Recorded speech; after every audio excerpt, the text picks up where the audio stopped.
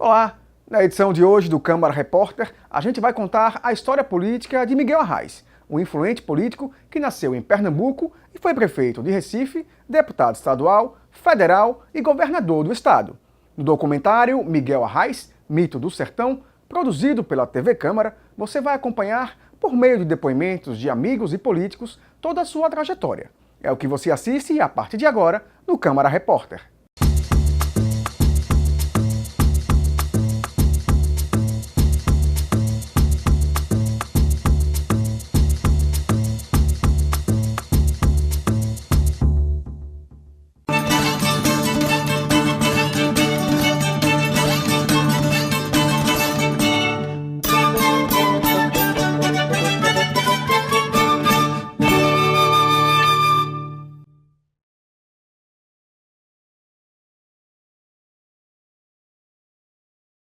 O mito do sertão parte, mas deixa um legado para a história. Uma história marcada pela resistência e sobrevivência moral e política. Não posso deixar de reconhecer os méritos do homem público e agora mito, Miguel Arraes de Alencar. Eu faria qualquer coisa pelo povo, menos me dobrar. Lembro-me bem de algo que ele disse, até de forma bem humorada, referindo-se à prisão política, quando esteve nos cárceres de Fernando Noronha. Ele disse: olha, eu acho que foi muito bom aquele ano de prisão, eu aprendi muito, eu estudei muito, eu refleti muito, amadureci as minhas convicções. Seria muito bom que todo político pudesse ficar um ano preso para estudar, para aprender, para refletir. Miguel Arraes de Alencar não curvou-se ante os fatos. Preferiu seguir o caminho do coração. A atitude pessoal de Arraes jamais foi uma atitude radical. Foi sempre uma atitude conciliadora. Nossa tarefa central é organizar o povo. Deixe-me viver, deixe-me falar, deixe-me crescer, deixe-me organizar. Podemos dizer que de Arraes, aquilo que Euclides da Cunha falava na distinção entre o jagunço e o cangaceiro. Ele dizia que o jagunço era um homem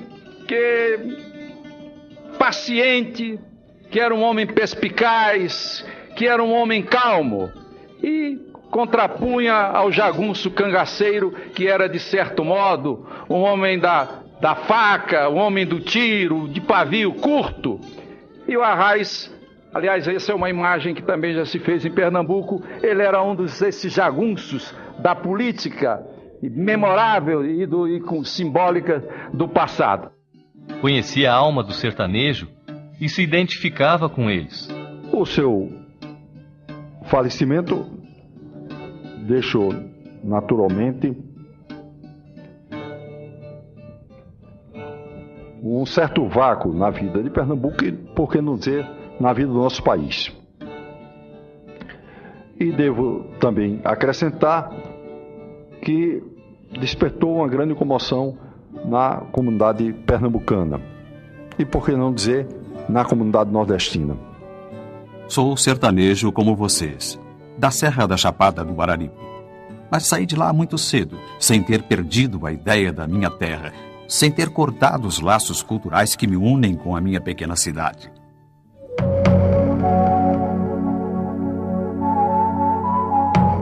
Nesse país continente que a gente chama Brasil, no miolo do Nordeste, onde o meio é mais hostil, onde a caatinga é mais fina, a providência divina fez um chapadão viril.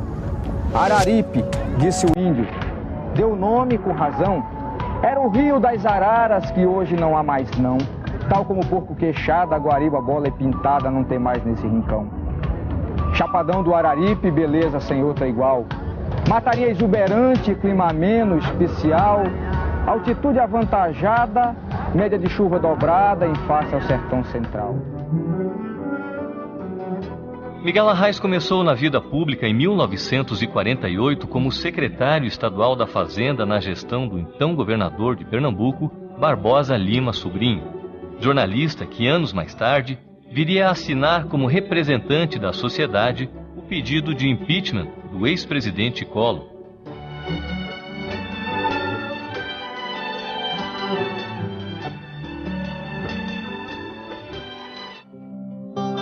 Em 1950, Arraes candidatou-se a deputado estadual. Ficou como suplente, assumindo depois o mandato. Em 54 e 58 foi reeleito. Em 59, ganhou a eleição para prefeito de Recife. Em 62, chegava pela primeira vez ao governo de Pernambuco. Foi meu primeiro voto na vida. Eu tinha 18 anos e votei nele em 1962. E o slogan era: a poeira vota em Arraes. A poeira dos bairros pobres de Recife. A poeira do sertão. E o que é incrível é que 43 anos depois, ele não deixou de manter esse compromisso. Ele morreu como quando começou na política, com as mesmas ideias, os mesmos compromissos, a mesma postura. Por isso, é um raro exemplo na história política brasileira de coerência e compromisso com o povo. Arraes deu início a uma avançada administração popular com ações voltadas para os trabalhadores rurais. Pernambuco era o epicentro do movimento das ligas camponesas, que vivia o seu auge.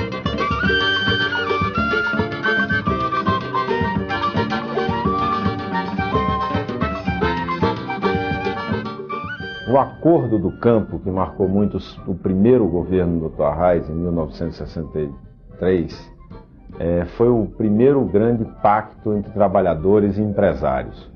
Num setor extremamente complexo, que era o setor canavieiro pernambucano, com forte tradição da elite açucareira, com muitos preconceitos.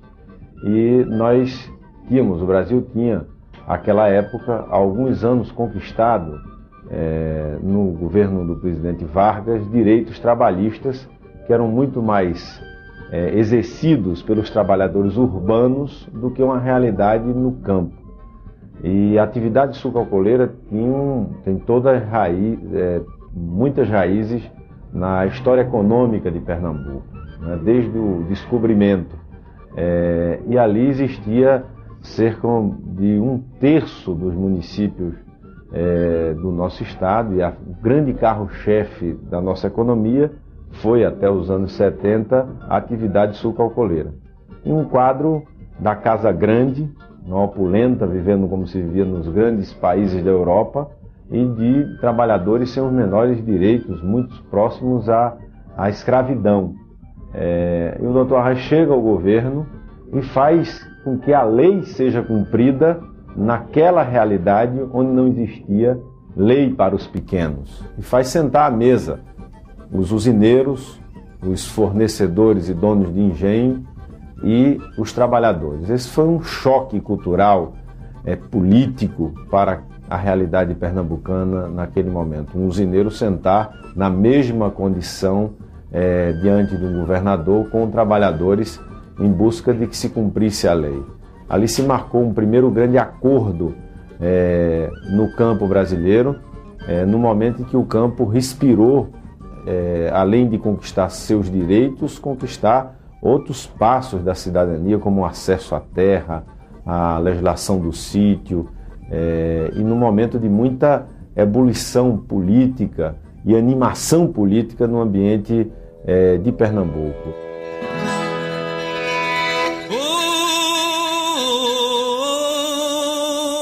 Data dessa época o nascimento do mito Arraes, que era adorado quase como um santo por milhares de moradores do interior do estado.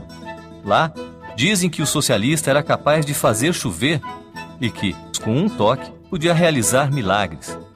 A fé do povo em Arraes era tanta que as pessoas disputavam um pedaço de roupa dele como sendo a relíquia maior do mundo.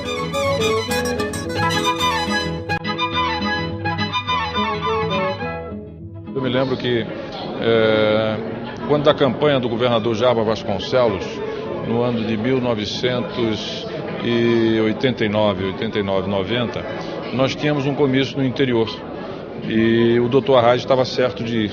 E o interior, no caso, era a Zona da Mata, que é uma região exatamente da cana-de-açúcar, onde ele é praticamente um ídolo, né, um semideus. O Dr. Arraes não foi. Mesmo assim, os camponeses que subiam no palanque tremendo, falavam nele, falavam para ele e se referiam a como se ele estivesse presente. Foi uma das maiores demonstrações que eu já assisti até hoje, mesmo ele estando ausente, tá certo? Aqui eu já pude ver e já pude testemunhar, né? Já também no meu caso, numa vida política que tem quase 30 anos. Esse é um exemplo da adoração, praticamente da idolatria que o povo pernambucano, em particular o camponês, o homem do campo, tá certo? Tinha pela figura do Dr. Arraes.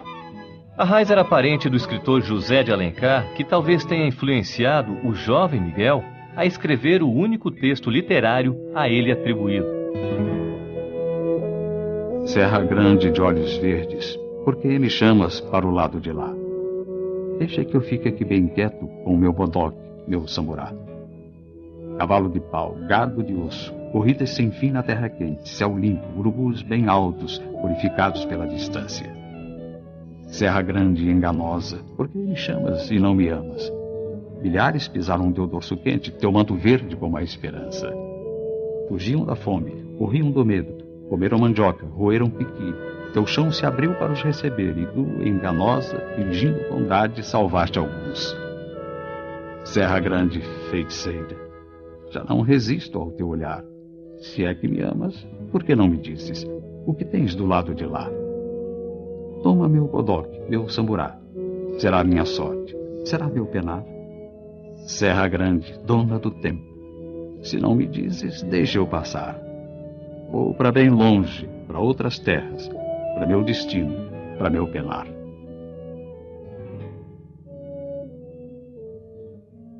Datado de 1937, quando Arraes cursava o último ano da Faculdade de Direito do Recife, o poema escrito no caderno de um colega revelou-se uma premonição do que viria em 1964.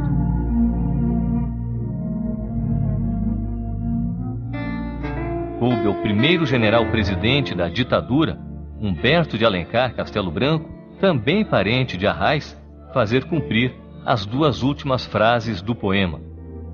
Vou para bem longe, para outras terras, para meu destino, para meu penar. Arraes não concluiu seu primeiro mandato de governador.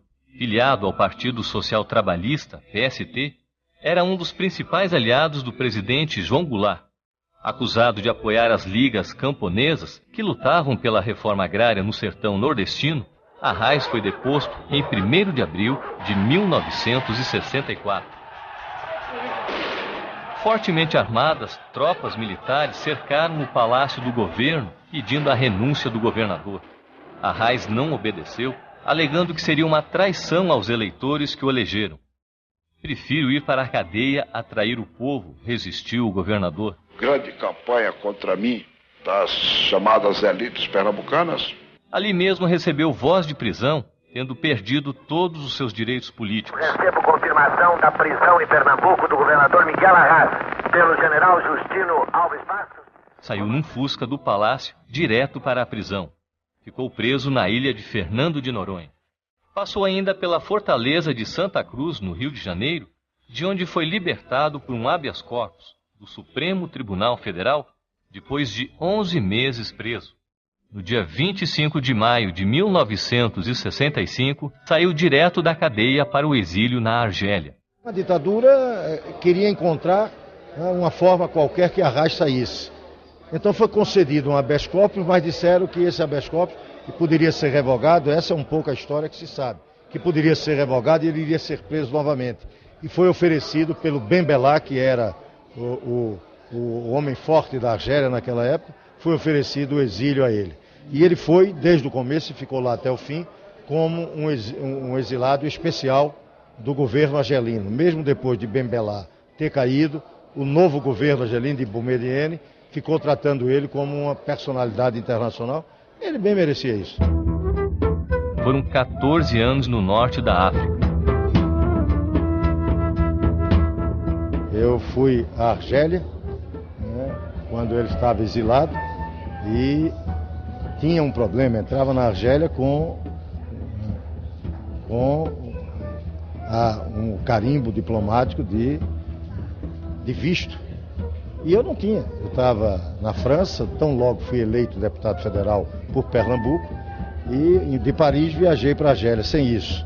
E entrei, o meu passaporte ficando retido no aeroporto, e eu saí porque ia me encontrar com a Arraes. E iria voltar no outro dia. Isso nas vésperas do Natal de 1978. Pois bem, e quando eu voltei, terminei o meu passaporte não sendo encontrado, quando era para embarcar, e terminei não embarcando. E fiquei sozinho no aeroporto, com uma dificuldade tremenda de me entender, sem nenhum tostão da moeda local, e precisando saber o que é que eu ia fazer, porque o avião para Genebra eu só poderia ter no outro dia.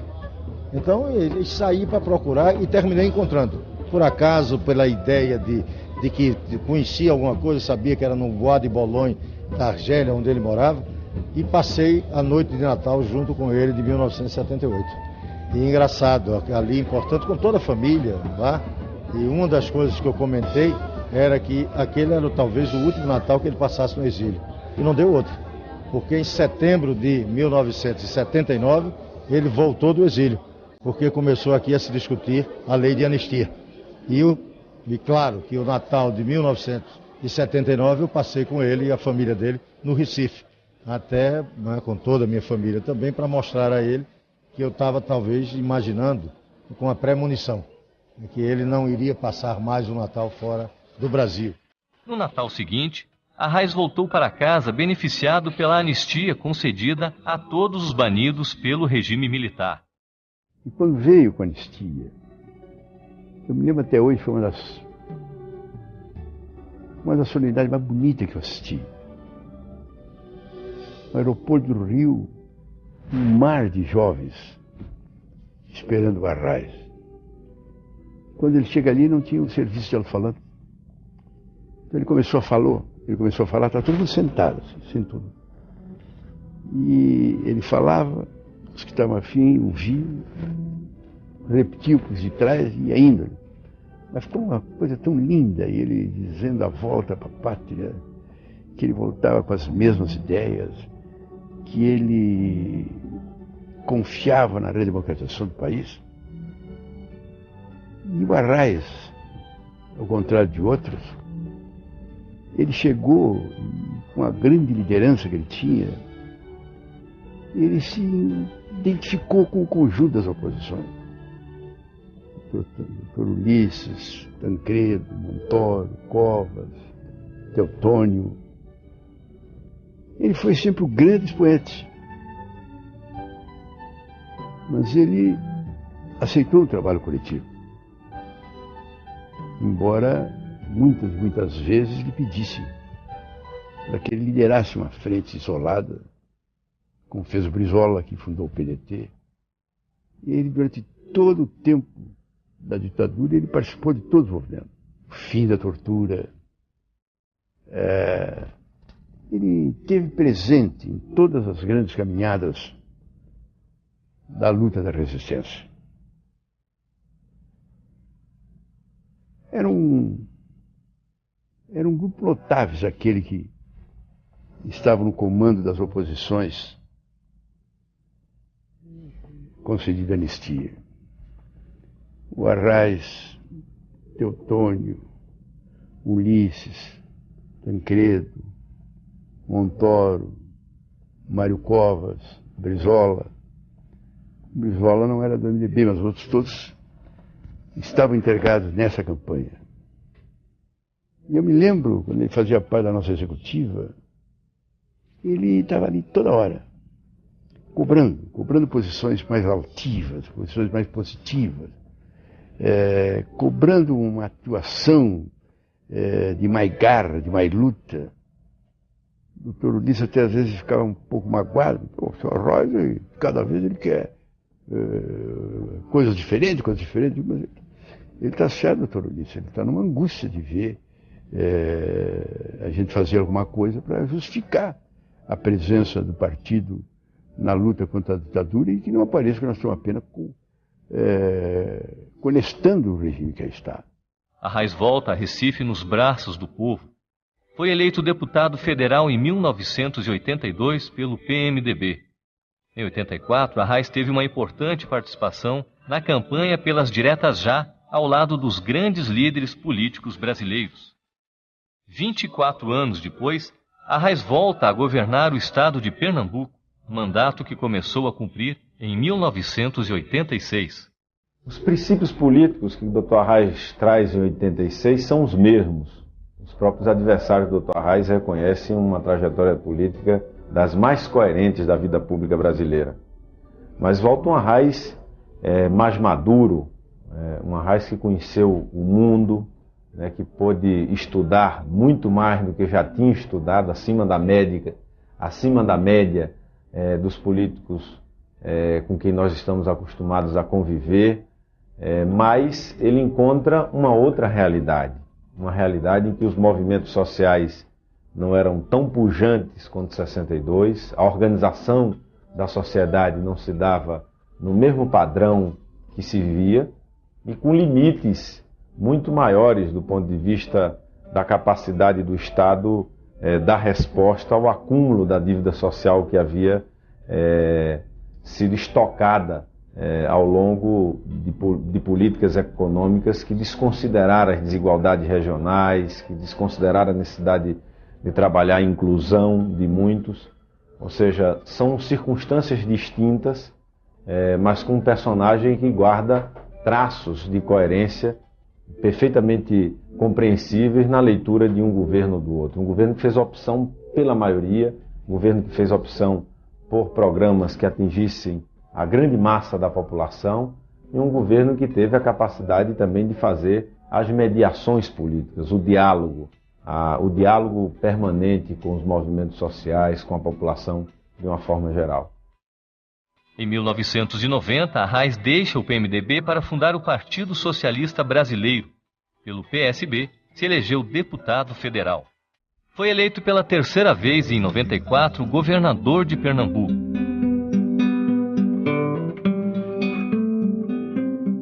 Tenta a reeleição, mas enfrenta a primeira derrota contra Jarbas Vasconcelos, seu antigo aliado. Arraes fez toda a campanha anunciando a própria derrota, mas não desistiu da candidatura porque acreditava no que estava fazendo. Há eleição em que a gente ganha eleitoralmente e perde politicamente. E há eleição em que a gente perde eleitoralmente e ganha politicamente. Em 2002, se elege deputado federal para cumprir o último mandato.